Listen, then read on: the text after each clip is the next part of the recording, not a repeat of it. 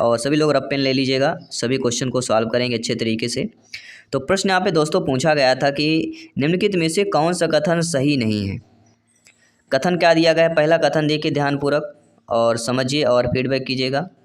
कथन दिया गया कि 0.33 इंटू 0.666 इक्वल टू 0.2222। दूसरा विकल्प दिया गया है √10, √40, √90 इक्वल टू 6/10। इसके बाद प्रथम तीन अभाज्य संख्याओं का योग 10 है।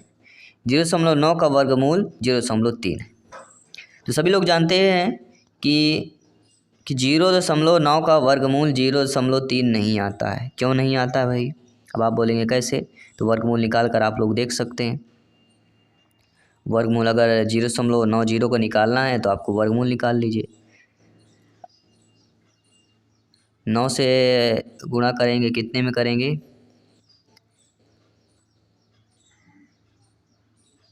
0 and 9 and 4 यानी कि 9 दूनी 18। 99 क्या होता है? 81 होता है। 9 का गुणा 9 से करेंगे, 99 81 आ जाएगा। तो यहाँ पे 81 करेंगे, बचेगा 9, फिर 2 0 आ जाएंगे, यहाँ पे 4 आ जाएगा।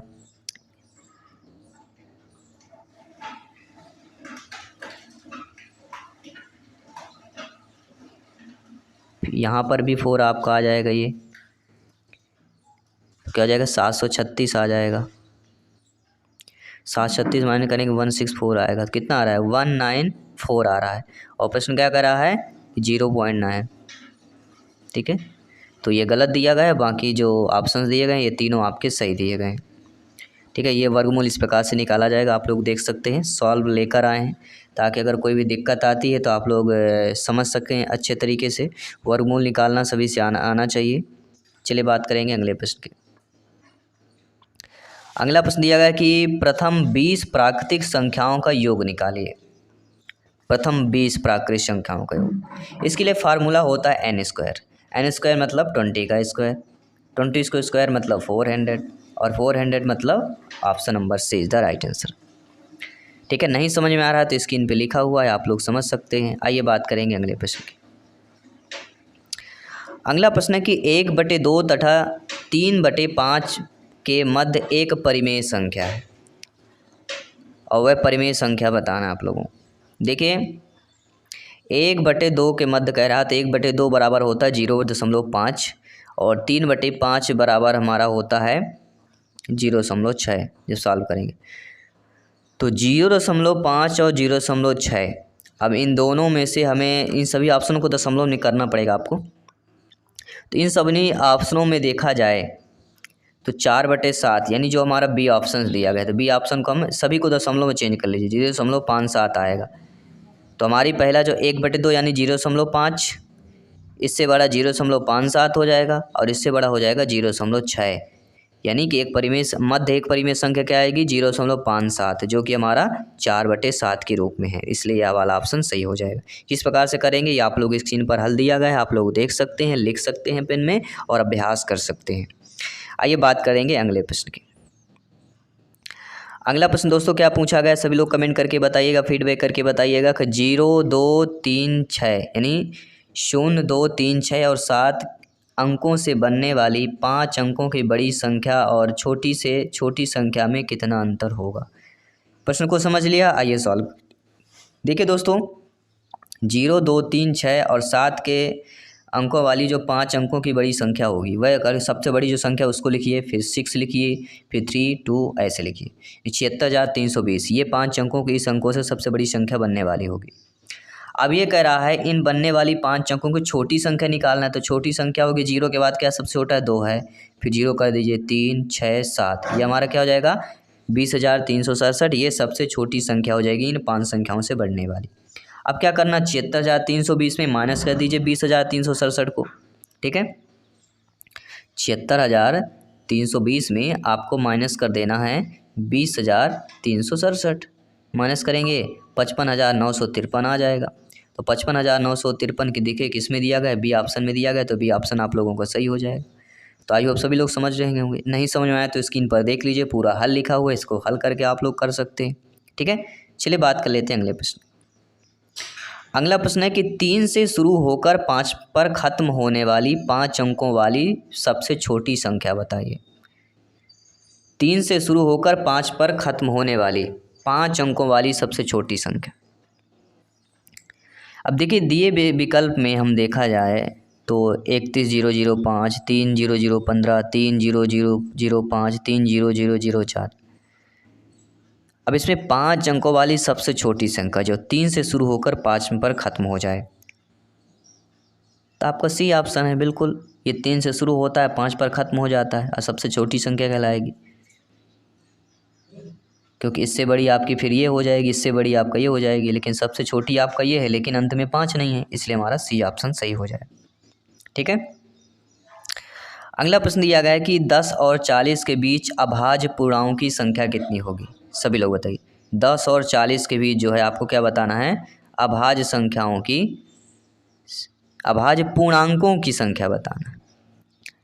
10 से 40 के बीच हमारे कौन सी आएगी, 11 आएगी, 13 आएगी, इसके बाद 17 आ गई, फिर 19 आ गई, फिर आपके 23 आ गई, फिर आपके 29 आ गई, फिर आपके 31 आ गई, फिर आपकी 37 आ गई। टोटल गिन लीजिए, 1 2 3 4 5 6 7 8 आएंगे, तो हमारी क्या होगी, 8 हो जाएगी। यानी डी ऑप्शन जो दिया गया है आप लोगों का सही हो जाएगा। ठीक है, चलिए बात कर लेते हैं अगले प्रश्न की। अगला प्रश्न यहाँ पे आप लोगों के स्क्रीन पर क्या दिया गया है। प्रश्न दोस्तों दिया गया है कि 75 से 97 तक सभी प्राकृतिक संख्याओं का योग कितना होगा। सभी लोग बताइए। चलिए दोस्तों, क्या बताना है, 75 से लेकर 97 तक सभी प्राकृतिक संख्याओं का योग बताना। इसके लिए फार्मूला क्या होता है, प्रथम संख्या धन अंतिम संख्या बटे 2 होता है। ठीक है, इसके लिए निकालने के लिए तो प्रथम संख्या हमारी 75 है, अंतिम संख्या 97 है, बटे 2 कर दीजिए, इंटू कुल संख्या भी होती है, कुल संख्या भी गुणे में करना पड़ता है। ठीक है, तो कुल संख्या कितनी हो जाएगी, 75 से लेकर 97 तक देखिए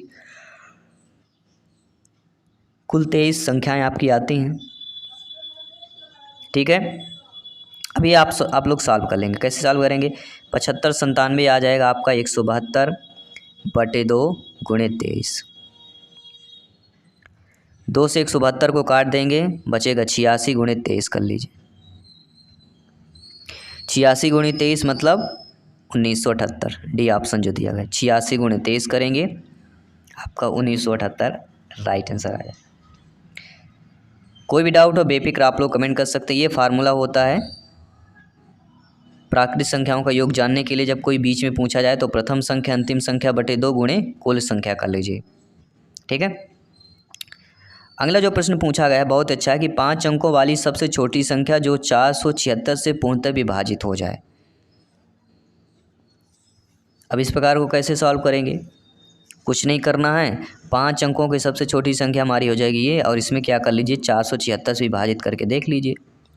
2 बार करिए तो आ जाएगा 952, बचेगा 480, फिर एक बार करेंगे 476, बचेगा 4। तो अभी इस संख्या 476 का जो 22वां गुणज होगा, मतलब 476 गुणे 22 करेंगे। 22वां गुणज मतलब क्या कहलाएगा, क्योंकि 21 में हम छोटा पड़ रहा है, तो 476 का जो 22वां गुणज होगा वह किसके बराबर होगा, वह 10,472 के बराबर होगा।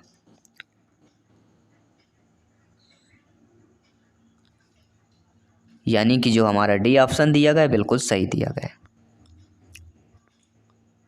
ठीक है, एक क्वेश्चन को जब हम सॉल्व कर लेते हैं तो दूसरा हमारा वैल्यू पता चल जाती है, इसलिए एक ऑप्शंस को लेके सॉल्व कर लेते हैं। अगला शून्य क्या है दोस्तों, अक्सर पूछा जाता है, तो सभी लोग जानते हैं शून्य एक पूर्णांक संख्या। अब आप बोलेंगे कैसे है,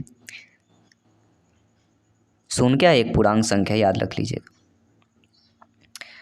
अगला प्रश्न है दोस्तों कि एक संख्या 3 से बड़ी है किंतु 8 से कम है, इसके अतिरिक्त वह 6 से बड़ी है किंतु 10 से कम है, तो वह संख्या कौन सी होगी। सभी लोग बताइए। देखिए सभी लोग जानते हैं एक संख्या 3 से बड़ी किंतु 8 से कम है, 6 से बड़ी किंतु 10 से कम है। 3 से बड़ी 8 से कम, 6 से बड़ी 10 से कम, तो 8 से कम 7 हो जाएगी, 6 से बड़ी 7 हो जाएगी, तो 7 हो गया। आपके प्रश्न पर उत्तर 3 से बड़ी 8 से कम है, 6 से बड़ी है तो 8 से कम और 6 से बड़ी 7 ही हो जाएगी। ठीक है, तो सी ऑप्शन यहाँ पे आप लोगों का सही हो जाएगा। अगला प्रश्न देख लेते हैं क्या पूछा जा रहा है। अगला प्रश्न कह रहा है कि 1 से 50 तक की संख्याएं लिखने में कुल कितने अंकों की आवश्यकता पड़ेगी। बहुत अच्छा प्रश्न दिया गया। देखिए अब 1 से लेके 50 तक लिखना है।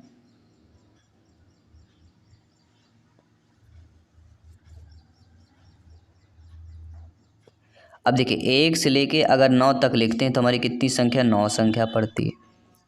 जब हम 10 से लेके 50 तक लिखते हैं तब हमारी संख्या की क्या हो जाएगी, कितनी हो जाएगी 10 से लेके 50 तक, 41 गुणे 2 कर लीजिए 82 हो जाएगी, क्योंकि डबल डिजिट होते हैं इसमें, ये समझना है। सभी लोग क्या करते हैं 1 से 50 है तो 50 संख्या होंगी, लेकिन डबल डिजिट होती है। तो 82 और 9 कितना हो गया, 91, यानी जो सी ऑप्शन दिया गया, यानी 1 से 50 तक की संख्याएं लिखने की कुल कितने अंकों की आवश्यकता पड़ेगी, ये समझना है। तो डबल डिजिट को डबल जोड़ना है, इसलिए यहाँ पे अंक हमारे 91 अंकों की आवश्यकता पड़ेगी। ठीक है, चलिए सभी लोगों ने समझ लिया। आइए बात करते हैं अगले प्रश्न की। संख्याएं देंगे 0.9 इंटू और 0.9 का वर्ग, अंडर रूट 0.9 में सबसे बड़ी संख्या बताना। ये SSC 10+2 एग्ज़ाम लेवल में 2010 में पूछा गया प्रश्न था, लेकिन यह इसी प्रकार के वर्ग 3 में आपके प्रश्न पूछे गए थे।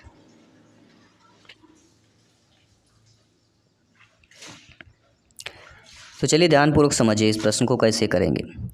मान लीजिए a बराबर क्या दिया गया 0.9, b बराबर 0.9 का वर्ग, c बराबर अंडर रूट 0.9 और d बराबर 0.9 बार। बार मतलब होता है बार बार, जैसे 0.999 आए तो 0.9 की जगह फिर ऊपर डंडे खींच देते तो वह बार कहलाता है। ठीक है, तो अब इन सभी प्रश्नों को हम हल करेंगे। तो पहले ऑप्शन को अगर हम हल करते हैं तो हमारी वैल्यू क्या आती है 0.81। इसका 0.9 का वर्ग करेंगे तो क्या आ जाएगा 0.81 आएगा। 0.9 का तो वो सेम ही रहेगा। जब 0.9 का होल वर्ग करेंगे तो 0.81 आ जाएगा। इसी प्रकार का अंडर रूट 0.9 दिया गया है, तो जब हम इसको सॉल्व करेंगे तो 0.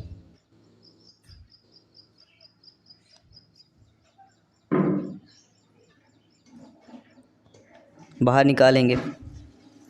इसके बाद ऑप्शन नंबर डी को ध्यानपूर्वक देखिए। अब दिया गया 0.9 बार दिया गया है, तो इसको हम 9/9 करते हैं तो 1 आ जाएगा। तो बड़ी संख्या निकालना है, तो बड़ी संख्या निकालने के लिए हमें बटे में करना पड़ेगा पूर्णांक। तो सबसे बड़ी हमारा यहाँ पे कौन सी आ जाएगी, वह होगी डी ऑप्शन, जो कि हमारा 1 आ रहा है। तो सबसे बड़ी संख्या 0.9 बार कहलाएगी, क्योंकि अब देखिए क्यों ऑलरेडी हमें पता चलता है कि बार क्यों कहलाएगी, क्योंकि 0.9 अब अक्सर ये वाला सब लोग करेंगे, बी ऑप्शन लोग सब लोग कर लेते हैं, जो कि गलती कर देते हैं। कैसे गलती कर देते हैं, जब 0.9 का 0 गुणे 9 गुणे 0.9 करेंगे तो वह आएगा 0.81, तो 0.81 आ रहा है, जबकि हमारा 0.9 बार का मतलब होता है 99 दिया गया है। ठीक है, इसलिए हमारा जो है डी ऑप्शन यह सही होगा। तो ये गलती आप लोगों को बिल्कुल नहीं करना है।